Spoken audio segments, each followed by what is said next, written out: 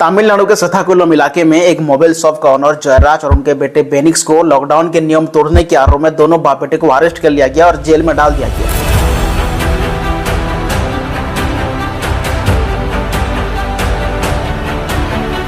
और 9 पुलिसकर्मी मिलकर उन दो बाप बेटे को जेल के अंदर पीट पीट के मार दी और पूरे 6 साल के बाद हाईकोर्ट ने उन 9 पुलिस को फांसी की सजा सुनाई। पूरा मामला समझते हैं इसी वीडियो के अंदर, इसलिए वीडियो एंड तक जरूर देखना।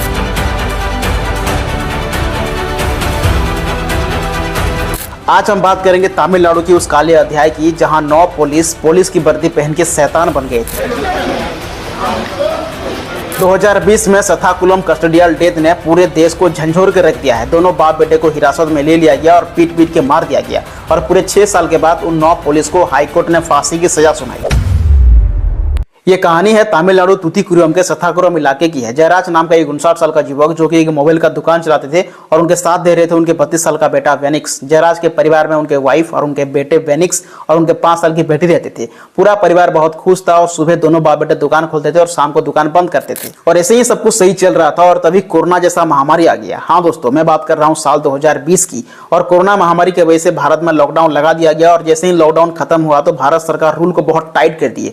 जैसे अगर आप कहाँ जॉब करते हो तो उसका हाफ टाइम कर दिया गया, सारे स्कूल कॉलेज ऑफिस को बंद कर दिया गया और जिनका कोई दुकान है तो उनके लिए भी टाइम फिक्स कर दिया गया। जैसे सुबह से शाम 6 बजे तक दुकान खोल सकते हैं, 6 बजे के अंदर दुकान बंद हो जाना चाहिए। तो 19 जून 2020 की शाम को जयराज अपनी मोबाइल दुकान को शाम 6 बजे बंद नहीं कर पाई क्योंकि एक छोटा सा काम रह गया था। उन्होंने सोचे कि 10 मिनट का काम है, उसे खत्म करके बंद कर दूंगा और तभी सथाकुलम थाने के 4 पुलिस भड़क जाते हैं और जयराम को पकड़ के पीटते हैं और गाड़ी में डाल के सीधा थाने ले जाते हैं। और उसके अगले दिन 20 जून 2020 को उनके बेटे बेनिक्स थाने पहुंच जाते हैं पिता को छुड़ाने, लेकिन पुलिस कर्मियों ने साफ साफ मना कर देते हैं।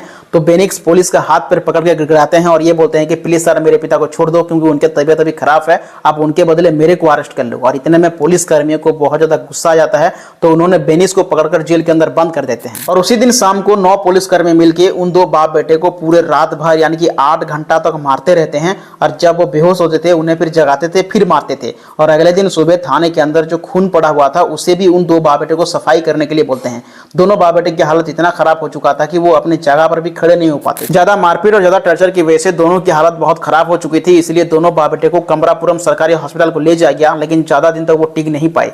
22 जून 2020 को जयराज का मौत हो गया और उसके अगले दिन 23 जून 2020 को उनके बेटे बेनिक्स का भी मौत हो गया। लेकिन सोचने वाली बात तो यह है, पुलिस अपने आप को बचाने के लिए सारे सीसीटीवी फुटेज को डिलीट कर दिए और ये बता दिए कि दोनों बाप बेटे की मौत हार्ट अटैक की वजह से हुआ। और पुलिस कर्मियों में से इंस्पेक्टर एएस सिद्धांत मैन लीडर थे और उनके साथ 8 पुलिस शामिल थे। तो ये 9 पुलिस मिलकर उन 2 बाप बेटे को पीट पीट के मार दिए। तो घटना के तुरंत बाद सथाकुलम इलाके के सारे लोग रास्ते पर उतर आए हैं और प्रोटेस्ट और विरोध प्रदर्शन करना शुरू कर दिया। और उनका यही कहना है कि क्या ये दोनों आतंकवादी थे या बहुत बड़ा गैंगस्टर थे जो तुमने इन दोनों को पीट पीट के मार दिए। पूरे तमिलनाडु के लोगों के मन में इतना गुस्सा आ गया था कि सब लोग मिलकर थाने में आग लगाने वाले थे, लेकिन उसी दिन शाम को तमिलनाडु के सीएम को वहां आना पड़ा और उन्हें रोकना पड़ा। और 30 जून 2020 को मदुरई हाईकोर्ट ने यह केस को सीबीआई को ट्रांसफर कर दिया। सारे सबूत को मिटाने के आरोप में उन 9 पुलिस कर्मियों को अरेस्ट कर लिया गया और अरेस्ट के बाद यह केस पूरा छिप सा गया था। लेकिन 6 साल के बाद 5 अप्रैल 2026 को मथुराई कोर्ट के जज मुथुकुमारम ने उन 9 पुलिस कर्मियों का फाइल को दोबारा खोले और ये बोले कि सुसाइड में एक गलत मैसेज आ रहा है क्योंकि ये 9 पुलिस कर्मियों अच्छा खासा पढ़े लिखे थे, अच्छा खासा पैसा कमा रहे थे,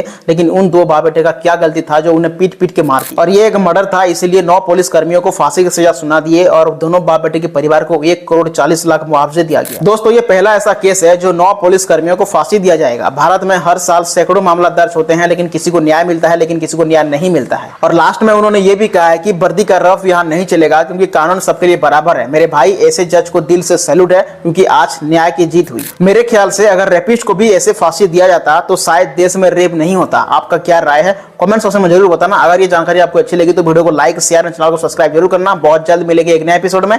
जय हिंद।